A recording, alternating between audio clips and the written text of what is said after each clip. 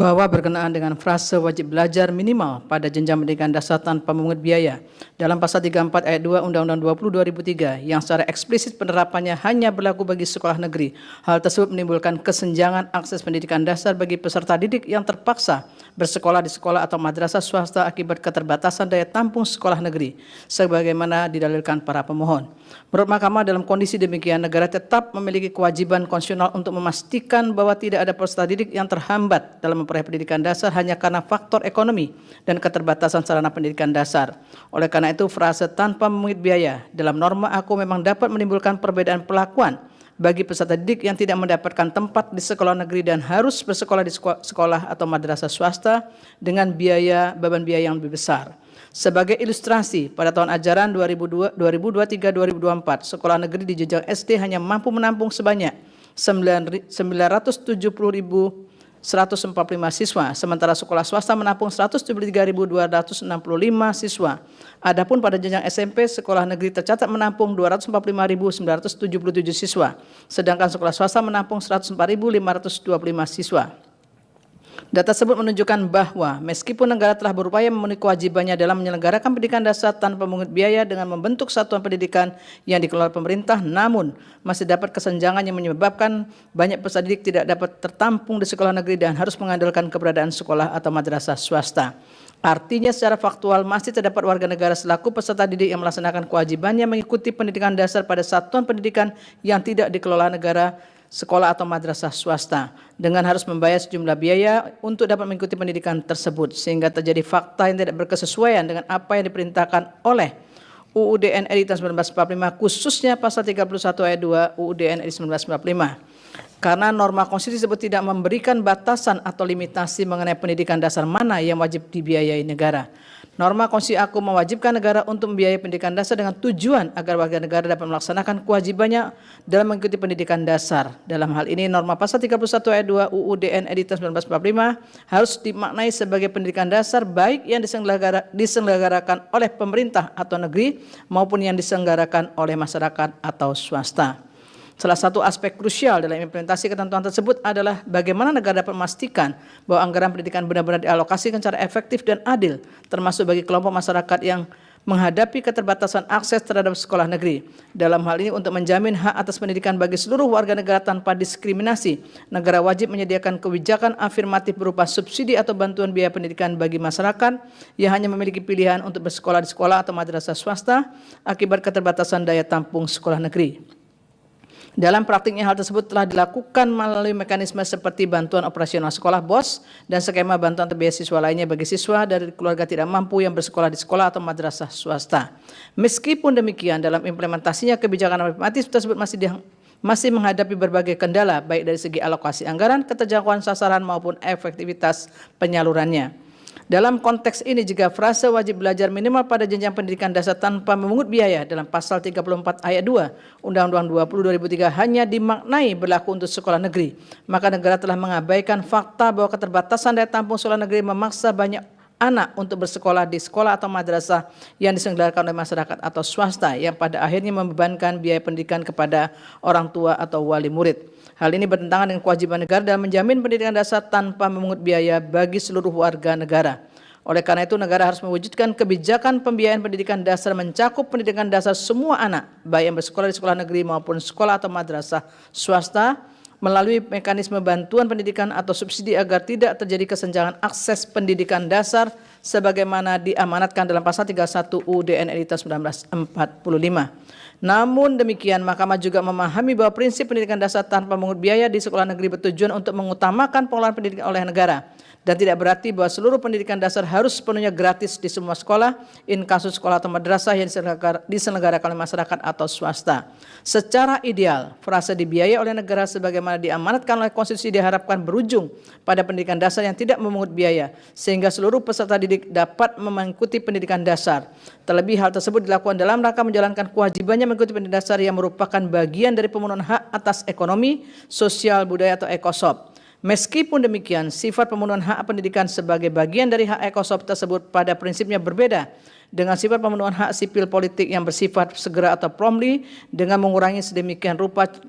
campur tangan negara dalam pelaksanaan hak tersebut. Sementara itu terkait dengan sifat pemenuhan hak EKSOP dapat dilakukan secara bertahap sesuai dengan kondisi kemampuan negara karena pemenuhan hak EKSOP senantiasa berkaitan dengan ketersediaan sarana, prasarana, sumber daya dan anggaran. Oleh karena itu perwujudan pendidikan dasar yang tidak memungut biaya berkenaan dengan pemenuhan hak EKSOP dapat dilakukan secara bertahap sesuai dengan secara selektif dan afirmatif tanpa memunculkan perlakuan diskriminatif. Berkenaan dengan kemampuan pemenuhan secara bertahap tersebut, perlu diingat bahwa satuan pendidikan yang didirikan dan diselenggarakan oleh masyarakat dalam bentuk sekolah atau madrasah swasta sebagai penerapan Undang-Undang 20/2003 telah eksis jauh sebelum Undang-Undang AKU disahkan atau sebelum dibentuknya sistem pendidikan nasional sebagaimana amanat konstitusi. Bahkan sejumlah satuan pendidikan telah menyelenggarakan bahkan sejumlah satuan pendidikan telah menyelenggarakan kegiatan pendidikan yang mencakup peserta didik usia pendidikan dasar sejak masa pra-kemerdekaan. Oleh karena itu, eksistensi satuan pendidikan yang didirikan masyarakat atau sekolah madrasah swasta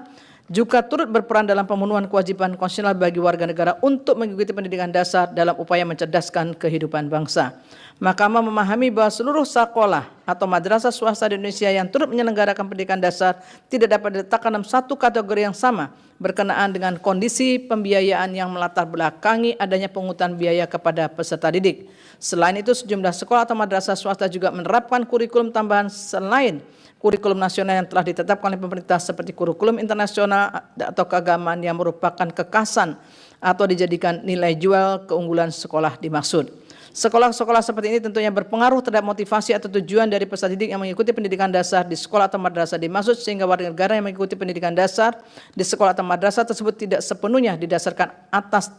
tidak tersedianya akses terhadap sekolah negeri. Dalam kasus ini peserta didik secara sadar memahami konsekuensi pembiayaan yang lebih tinggi sesuai dengan pilihan dan motivasinya ketika memutuskan untuk mengikuti pendidikan dasar di sekolah atau madrasah tertentu.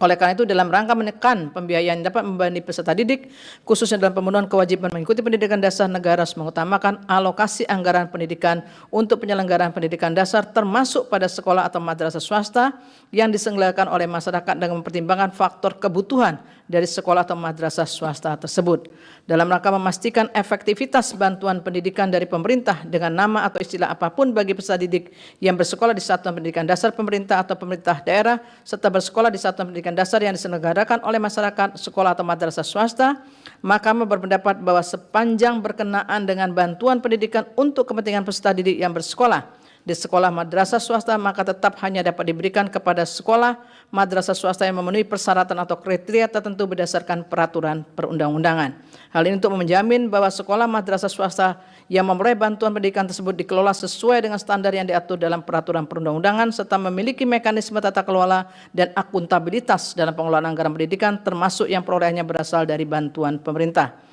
Berkenaan dengan kebutuhan bantuan pemerintah sebagai bentuk perwujudan kewajiban konstitusional pemerintah untuk membiayai pendidikan dasar sebagaimana diamanatkan pasal 31 ayat 2 UUD RI tahun 1945, Mahkamah mempertimbangkan pula fakta bahwa terdapat sekolah madrasah swasta yang selama ini menerima bantuan anggaran dari pemerintah seperti program BOS atau program beasiswa lainnya, namun tetap mengenakan atau memungut biaya penyelenggaraan pendidikan di sekolah masing-masing dari peserta didik guna memenuhi kebutuhan penyelenggaraan kegiatan pendidikan sekolahnya. Di samping itu terdapat pula sekolah madrasah swasta yang tidak pernah atau tidak bersedia menerima bantuan anggaran dari pemerintah serta menyelenggarakan kegiatan pendidikan bagi peserta didiknya dengan berbasis pembayaran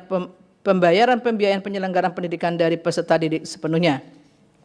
Terhadap sekolah atau madrasah swasta demikian menurut Mahkamah menjadi tidak tepat dan tidak rasional jika dipaksakan tidak boleh lagi mengenakan atau memungut biaya penyelenggaraan kegiatan pendidikan mereka dari peserta didik sama sekali. Sementara di sisi lain kemampuan fiskal anggaran pemerintah untuk memberikan bantuan biaya penyelenggaraan pendidikan dasar bagi satuan pendidikan yang diselenggarakan masyarakat atau sekolah madrasah swasta yang berasal dari APBN dan APBD diakui juga masih terbatas sampai saat ini. Oleh karena itu menurut Mahkamah, meskipun tidak dilarang sekolah atau madrasah swasta sepenuhnya membiayai sendiri penyelenggaraan pendidikan yang berasal dari peserta didik atau sumber lain yang tidak bertentangan dengan peraturan perundang-undangan, namun terhadap sekolah madrasah swasta dimaksud tetap memberikan kesempatan kepada peserta didik di lingkungan sekolah madrasah swasta dimaksud untuk menjadi peserta didik dengan memberikan skema kemudahan pembiayaan tertentu, terutama bagi daerah yang tidak terdapat sekolah madrasah yang menerima pembiayaan dari pemerintah dan atau pemerintah daerah. Berdasarkan uraian pertimbangan hukum tersebut di atas, menurut Mahkamah, dalil para pemohon yang mempersoalkan konstitusionalitas frase wajib belajar minimal pada jenjang pendidikan dasar tanpa memungut biaya dalam norma pasal 34 ayat 2 Undang-Undang 20 2003 yang menurut para pemohon menimbulkan multitafsir dan diskriminasi karena hanya berlaku untuk sekolah madrasah negeri adalah beralasan menurut hukum. Menimbang bahwasanya para pemohon mendalilkan alokasi anggaran pendidikan yang tidak terfokus pada pembiayaan pendidikan dasar dan seterusnya dianggap diucapkan. Bahwa norma pasal 31 ayat 4 UU DN RI tahun 1945 memang tidak merinci jenis pendidikan apa saja yang menjadi lingkup 20% dari anggaran pendidikan. Dalam hal ini pasal 1 angka 3 Undang-Undang 20 2003 telah menentukan sistem pendidikan nasional adalah keseluruhan komponen pendidikan yang saling terkait secara terpadu untuk mencapai tujuan pendidikan nasional. Ketentuan mengenai alokasi anggaran pendidikan yang ditetapkan sekurang-kurangnya 20% dari APBN dan APBD ini lebih lanjut ditentukan dalam pasal 49 Undang-Undang 20 2003 sebagai berikut dan seterusnya dianggap diucapkan. Dalam kaitan dengan dalil para pemohon mengenai ketimpangan dalam alokasi anggaran pendidikan dasar yang berdampak pada tingginya angka putus sekolah di tingkat pendidikan dasar, Mahkamah menilai bahwa persoalan tersebut lebih bersifat implementatif dan administratif yang seharusnya menjadi ranah kebijakan pemerintah dalam menentukan alokasi anggaran pendidikan sesuai dengan prioritas dan kebutuhan sektor pendidikan di setiap wilayah. Dalam hal ini Mahkamah menegaskan bahwa konstitusi hanya mengatur batas minimal anggaran pendidikan, sementara rincian peruntukannya merupakan bagian dari kebijakan yang ditetapkan oleh pemerintah dan lembaga legislatif melalui mekanisme penyusunan APBN dan APBD. Namun demikian melalui putusan aku Mahkamah penting untuk menegaskan dengan telah dikabulkan dari para pemohon berkaitan dengan konstitusitas norma pasal 34 ayat 2 Undang-Undang 20 2003 sebagaimana telah dipertimbangkan pada paragraf 3.24 di atas menimbulkan konsekuensi hukum harus dilakukan pergeseran paradigma fokus anggaran untuk pendidikan dasar bagi negeri maupun swasta. Oleh karena itu dalam penggunaan anggaran APBN dan APBD untuk alokasi pendidikan harusnya memprioritaskan anggaran pendidikan dasar sebagaimana termaktub dalam pasal 31 ayat 2 dan ayat 4 UUD DN RI tahun 1945. Berdasarkan uraian pertimbangan hukum di atas menurut Mahkamah dalil para pemohon berkenaan dengan alokasi anggaran pendidikan yang tidak fokus pada pembiayaan pendidikan dasar adalah beralasan menurut hukum. Menimbang bahwa berdasarkan sudut uraian pertimbangan hukum di atas frase wajib belajar minimal pada jenjang pendidikan dasar tanpa mengungut biaya dalam pasal 34 ayat 2 Undang-Undang 20 2003 telah ternyata menimbulkan multitafsir dan perlakuan diskriminatif terhadap pemenuhan hak dan kewajiban berkenaan dengan pendidikan dasar sehingga melanggar hak warga negara untuk mengembangkan diri melalui pemenuhan kebutuhan dasarnya, mendapatkan pendidikan dan memperoleh manfaat dari ilmu pengetahuan dan teknologi, seni dan budaya demi meningkatkan kualitas hidupnya dan demi kesehatan umat manusia sebagaimana dijamin oleh pasal 8C ayat 1 UUD DN RI tahun 1945 sebagaimana yang didalilkan oleh para pemohon. Sepanjang tidak dimaknai